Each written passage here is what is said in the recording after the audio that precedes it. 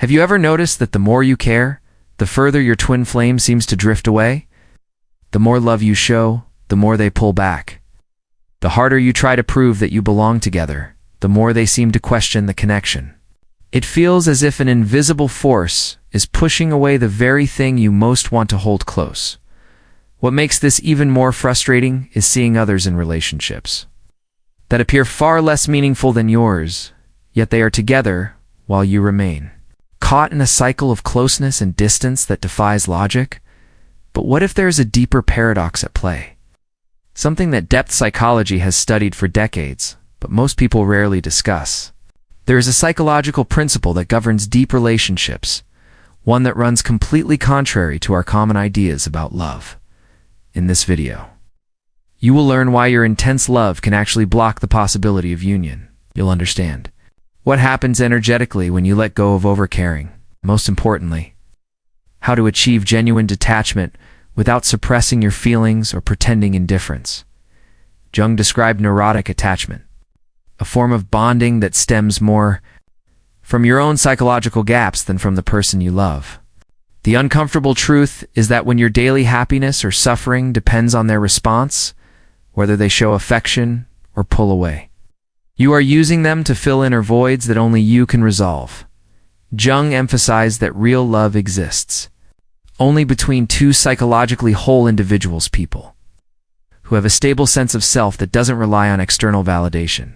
Until you achieve this inner wholeness, unresolved abandonment wounds can turn any intense connection into anxious attachment. It's disguised as deep love. The challenge with twin flame connections is that they dramatically amplify any unresolved psychological issues you carry. If you have fears of abandonment, these fears can become overwhelming the moment you recognize your twin flame. If you struggle with low self-worth, the intensity of the connection may make you cling even more, because it feels impossible to believe you deserve something so profound. If you tend to use relationships to avoid confronting your shadow self, a twin flame will inevitably bring those hidden aspects to the surface, making avoidance impossible. These dynamics often show up as excessive care, constant worry, a need for reassurances that never feel sufficient, and a heightened emotional vigilance, analyzing every word and gesture to gauge safety or threat. When unresolved deficiencies drive us, we form what are called autonomous complexes, behavioral and emotional patterns that act independently of conscious will. You may intellectually recognize that you're being overly intense, that you need to give space, or that anxiety is pushing them away. Yet when a complex activates, a part of you seems to take control, and you end up doing exactly what you promised yourself not to do. You might send another message when you intended to wait, create excuses to reach out despite deciding to maintain distance, or question their whereabouts even knowing this would create tension. This need for control to ensure the connection feels secure is the opposite of mature love. It is fear disguised as care. Your twin flame senses this energy. Even if your words are gentle and your gestures affectionate, they feel the weight of your need, the pressure of unspoken expectations, and the silent demand that they act in ways that stabilize your emotions. The heavier this feels to them, the more they instinctively pull back. No soul wants to bear the responsibility of being another person's sole source of validation and emotional safety. This dynamic creates a destructive cycle. The more you cling out of fear of loss, the more they withdraw to protect their own psychological space. Their withdrawal then confirms your abandonment fears, intensifying your urge to hold on even tighter. It becomes a relentless loop, like sand slipping through your fingers. The harder you try to hold on, the faster it slips away. You can spend years trapped in this pattern, swinging between brief moments of closeness when you temporarily manage your anxiety and periods of distance when your need becomes overwhelming. What makes this especially challenging in twin flame connections is the intensity. It's real. The connection is genuine, and mutual recognition has truly occurred. You have a foundation of something extraordinary, yet it is buried beneath layers of neurotic patterns that prevent the connection from unfolding in a healthy, sustainable way. It's like having all the perfect ingredients for an amazing dish, but adding so much salt that it becomes inedible. The connection exists, but it is suffocating under your excessive attachment. Over time, it becomes increasingly difficult to distinguish true love from compulsive need.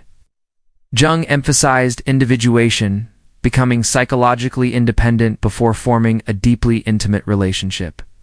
This can seem paradoxical. How can you be intimate if you are independent?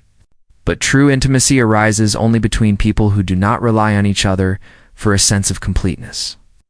When you need someone, you are not relating to them as they truly are. You are relating to the role they play in your emotional world, the way they fill your voids and ease your fears. No one wants to be loved for their function. We all want to be loved for who we truly are. The first step toward genuine detachment is not suppressing your feelings or pretending they don't matter. It is doing honest inner work to identify which parts of your feelings are real love and which parts are need disguised as love. Question whether you love them for who they really are, or for the fantasy you have created, the idealized version that exists more in your mind than in reality. If your happiness depends entirely on being with them, this is a problem no relationship can solve. Yes. Because you are giving someone else control over your emotional stability. And that never works long term. There is a specific point in this journey. For almost everyone, a moment that signals the start of real transformation. It is when you completely break. The pain of continuing in the cycle becomes greater than the fear of letting go. This is not a rational decision, learned from a book or video. It is a deep collapse. All control strategies, attempts to make it work, and hopes for the future run out. You reach a state of total emotional exhaustion, where you have no energy left to hold on. Letting go becomes the only option because you simply cannot maintain the struggle. Jung described this as the death of the ego. The identity built around being with this person, being chosen by them, and living the great love completely, falls apart. This collapse is frightening because you no longer know who you are without these fantasies, hopes, or the purpose of winning or reclaiming your twin flame. It feels as if the ground disappears beneath your feet and you are in free fall without knowing if anything will soften the landing. Many people avoid this collapse at all costs. They cling to threads of hope, pour energy into signs and synchronicities, and convince themselves that with just a little more effort, one more adjustment, or a bit more time, things will finally work out. Those who have the courage to move through this collapse, letting go of all illusions and attachments, discover something remarkable on the other side. They realize that when you stop clinging to a particular person and genuinely accept that you may never be together and that it's okay, you do not lose your capacity to love. When your happiness and purpose no longer depend on them, you finally understand what true love is. True love does not seek to possess control or demand constant reassurance. It can exist fully even without reciprocity, physical closeness, or a guaranteed future. This love comes from a different part of the psyche, is not born from wounds, lack, or an ego that wants to feel special. It arises from the self, the deepest, most centered part of your being, already complete and whole, without anything external. When love comes from this place, its quality is entirely different, expansive rather than possessive, liberating rather than confining, empowering rather than weakening. You can feel genuine appreciation for your twin flame, wishing them happiness, even if it does not include you, while being absolutely clear that your own joy is independent of their choices. This is not indifference. Indifference suppresses feelings, builds walls, and pretends not to care while secretly harboring need and hurt. Genuine detachment occurs when you truly care, perhaps more deeply than ever, but without agenda, expectation, or the need for return. It is the difference between holding someone tightly out of fear and holding them lightly, creating freedom for them to stay or go according to their truth. This process usually unfolds gradually. You may have moments of real detachment, experiencing peace and freedom, followed by times when old patterns of need resurface. Deep psychological transformation rarely follows a straight line. It spirals. You revisit the same themes repeatedly. But each time, from a slightly higher perspective, you may feel detached for several days. Then a call, a dream, or a difficult day brings old anxieties rushing back. These returns are not failures. They are part of integration. Each time you release attachment again, your ability to remain centered grows. Like exercising a muscle, repeated effort strengthens it. If you continue the internal work, consciously letting go whenever you notice clinging, detachment eventually becomes your natural state. Jung documented a consistent phenomenon when someone reaches true detachment regarding a twin flame. May seem paradoxical. Once you stop caring in a neurotic, dependent way, when your happiness is independent, they often move closer again. Not instantly, and not obviously, but subtle shifts emerge. They might reach out after weeks or months, show renewed interest, find reasons to be near, or indicate they are reconsidering the dynamic. This is not manipulation or a psychological game. When you previously operated from need, you created a dense field of expectation and pressure that pushed them away. Genuine letting go, achieving inner peace and completeness, independent of them, generates a new energy, a field of freedom and fullness that is naturally attractive. They sense a shift in you, even if they cannot define it, and this draws them in. You no longer radiate pressure, but a centered, whole presence offering real connection.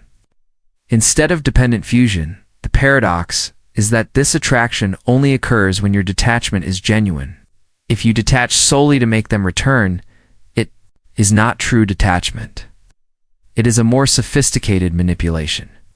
Your ego still controls the outcome, and they will sense it, which can push them further away. Real detachment works only when it is authentic, when you have become a complete person who does not rely on them to feel whole. When you reach this place, something remarkable begins to unfold. You start to notice that it matters less whether they return or not. Naturally, you still care and still value the special bond you share. Naturally, you would feel joy if the relationship worked out. But your core happiness no longer depends on it.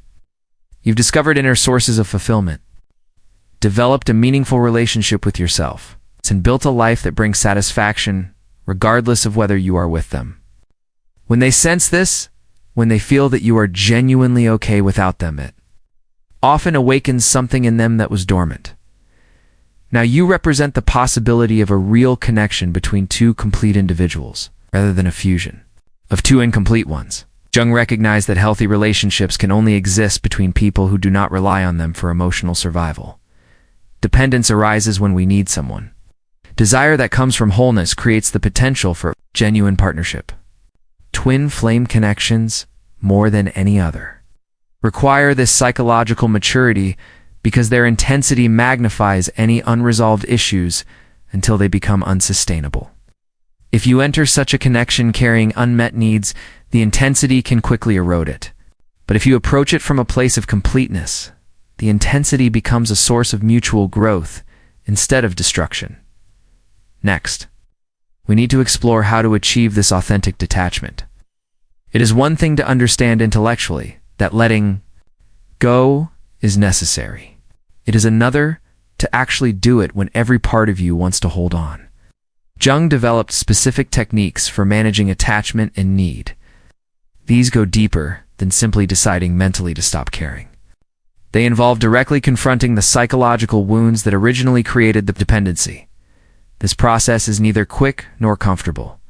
The first step is identifying the source wounds, often childhood experiences that shaped attachment patterns. Intense fears of abandonment usually point to past experiences of real or perceived neglect. Perhaps a parent left physically or emotionally, or you faced repeated rejection when seeking connection. Perhaps you learned that love is conditional, requiring you to be or do certain things to be worthy. These wounds create deep neurological patterns pathways in the brain that automatically trigger fear and need when an important person enters your life. These patterns operate so automatically that you barely notice them. You only feel anxiety taking over and find yourself acting in ways you know aren't healthy. Ignoring these wounds will not change the patterns. They must be brought into conscious awareness. You must face them, feel the original pain, and work through it, often with therapy or through deep self-exploration via journaling, meditation, or other practices that access the deeper psyche. Return to the origin of the wound. Understand, with compassion, why that child created protective patterns, and begin consciously reprogramming your automatic responses. This is long-term work, not something completed in a week or a month. But it is the only path to transforming insecure attachment into mature love. The second essential step is learning to nurture and validate yourself internally without relying on external sources. Develop consistent practices that connect you with your own inner source of love and acceptance. This could be meditation, time in nature, creative expression, spiritual practice, anything that helps you access the part of yourself that is already complete. Jung observed that most people never develop this because society teaches us to seek fulfillment outside ourselves through achievements, people's status, or experiences. True, lasting satisfaction comes only from within, from a rich relationship with your own soul, and from the ability to sit quietly with yourself feeling complete, without outside validation. You also need to consciously withdraw projections placed on your twin flame. When we idealize someone, seeing extraordinary qualities they possess, we are often projecting aspects of our own soul we have yet to integrate. Reflect on the qualities you admire most in them. Ask yourself how you can cultivate these qualities in your own life. If they are free and authentic, how can you develop freedom and authenticity in yourself? If they are spiritual, how can you deepen your own spirituality? The goal is not to imitate them, but to recognize that what draws you to them reflects your own potential awaiting development.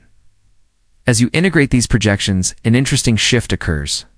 You continue to appreciate these qualities in them, but you no longer depend on them to access these traits. They now exist within you as well. Finally, create a life full of meaning and purpose independent of them. When all your energy is focused on one person, or when your life revolves solely around being with them, it creates imbalance. Build multiple sources of purpose, work that matters, relationships that nourish you, creative or service projects that connect you with something larger than yourself, and practices that strengthen mind, body, and spirit. A rich, multifaceted life. One person can add depth and beauty without being the center of your world, and this is key. Having your own life and fulfillment does not lessen the importance of your connection or the love you share. It means honoring the depth and complexity of your own existence. Recognizing that you cannot be defined by just one aspect, no matter how important that aspect may feel. Another essential step is learning to accept uncertainty. Much of neurotic attachment arises from the need for certainty, guarantees, and control over the future. Yet, Jung understood that life is inherently unpredictable, and trying to control what cannot be controlled only leads to suffering. You need to develop the ability to be present with not knowing whether they will return, whether you will be together, or whether the story will end in the conventional sense. Finding peace amidst uncertainty is one of the most advanced psychological developments a human can achieve. Being comfortable with not knowing and living fully without guarantees separates emotionally mature individuals from those trapped in patterns of need and control. During this journey, you will repeatedly face what Jung called the shadow, the parts of yourself you may prefer to ignore. You might need to admit that part of your attraction stems from need rather than pure love. You may recognize that, at times, you use this connection to avoid confronting your own loneliness. You might acknowledge that some of your actions were not entirely loving or mature moments of manipulation, games, or emotional dishonesty. This recognition is difficult but necessary. You cannot integrate aspects of yourself you refuse to see. When you courageously examine your shadow and accept these less noble parts, something remarkable happens. They lose power over you. The shadow only controls you while unconscious. Once brought into awareness, it transforms from a hidden obstacle into a teacher. Through consistent inner work, changes gradually emerge. It's not instantly or in a straight line, but you start noticing periods, hours, or even days without obsessive thoughts about them. You develop an inner peace, independent of external circumstances. You gain energy to invest in neglected areas of your life and begin to feel whole. Perhaps for the first time, because completeness is being built from within, rather than sought in another person. This sense of wholeness is fundamentally different from anything experienced when operating from need. It is a deep peace that relies on nothing external. Eventually, you reach a point where you recognize a profound shift. You may still love them, perhaps always will, because genuine connections leave permanent marks on the soul. Yet, you no longer need them. You could be happy together if conditions allowed, but you are also genuinely content on your own. Everything you sought in them, you now carry within yourself. When you reach this state of true detachment, you realize you were never fully separated from them at a deep level. Real connection between souls does not depend on physical presence or formal relationships. It exists in a dimension beyond external, forms accessible anytime through expanded consciousness. Here, a paradox emerges.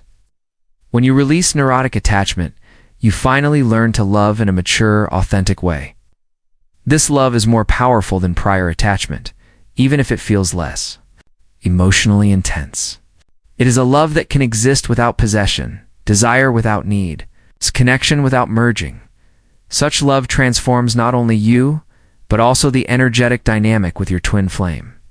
It creates the possibility of genuine union if it is meant to happen, or profound peace if it is not. Ultimately, the goal is not to be with them at any cost, but to become capable of mature love. If physical union occurs, it is wonderful. If not, you have still gained something priceless: the ability to love without the need to possess. Jung would say this is the individuation process, becoming a complete person rather than a half searching endlessly for its other half.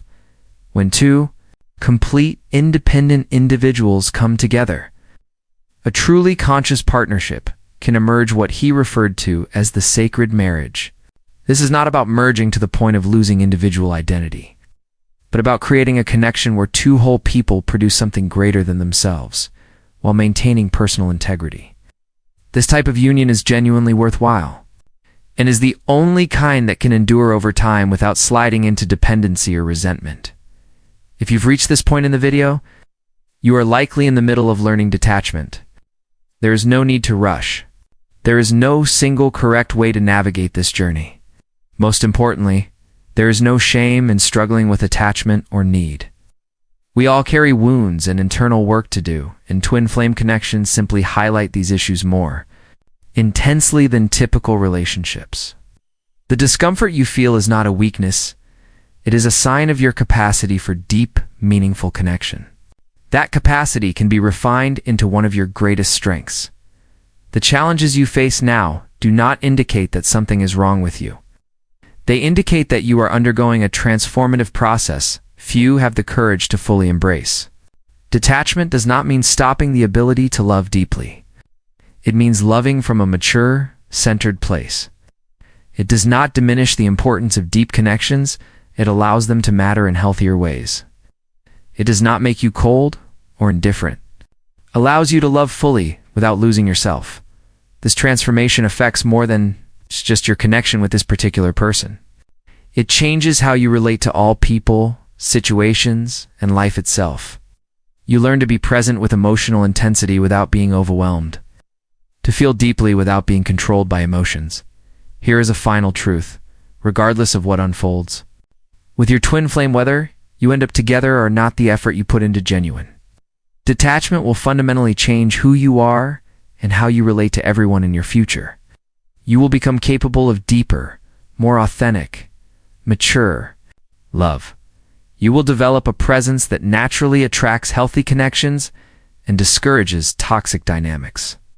When you stop needing relationships to feel complete, meaningful connections become possible in ways they never were before. It is one of life's beautiful paradoxes. When you stop needing something, it often appears. And when it appears, you are ready to receive it in a healthy way. Your twin flame may have entered your life not to be your lifelong partner, but to serve as a catalyst, prompting you to become a whole person. If you embrace this challenge and do the work, or then clinging to the fantasy that things will magically resolve, you will emerge from the experience as a far more evolved version of yourself. You will become someone people want to be around, not because of need, but because your centered and complete presence offers something rare: the potential for real connection without pressure, love without agenda, intimacy without loss of identity. Stop resisting. Stop trying to control. Stop clinging out of fear. Let go not because you do not care, but because you care enough to love genuinely. Trust that if you are truly meant to be together, no detachment on your part will prevent it. It will create the necessary space for a healthy union. And if you are not meant to be together, detachment will free you to find connections that can fully manifest.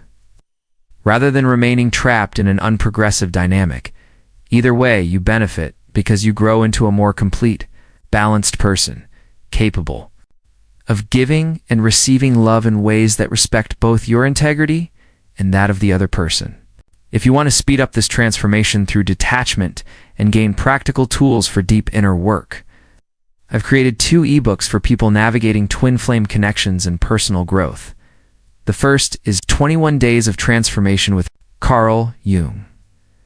This practical guide leads you through the most effective techniques for self-realization, releasing projections, integrating shadow aspects, and most importantly, cultivating inner wholeness that allows you to love freely.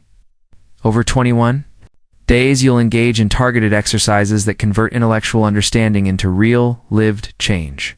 These exercises have been refined over decades of clinical practice and personal experience. The second is the Survival Manual for Difficult Days. Even when you grasp the concept of detachment, challenging days arise when longing and pain return. And practical strategies are necessary to navigate those moments without reverting to old patterns. This manual provides tools for times when you feel tempted to send a message you promised not to send, check their social media, or reach out unnecessarily. These exercises help you respond intentionally instead of falling back into habits that no longer serve you. Links to both ebooks are in the first pinned comment of this video. Now, I want to know who truly understood this message. Comment, I choose detachment. If you recognize that the challenge isn't the intensity of your connection, but how you relate to it. If you are ready to do the internal work to love more maturely, even when it's uncomfortable, this comment is more than engagement. It is a public commitment to yourself. It crystallizes your intention to choose growth rather than remaining stuck in patterns that hold you back.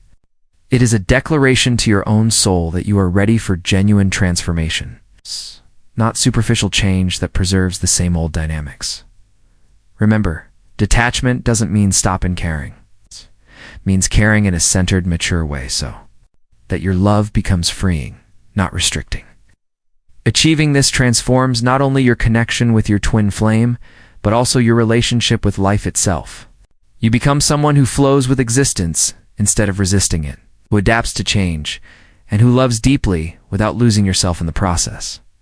Emotional mastery is rare, but it is attainable for anyone willing to do the necessary inner work. Thank you for staying until the end. See you in the next video.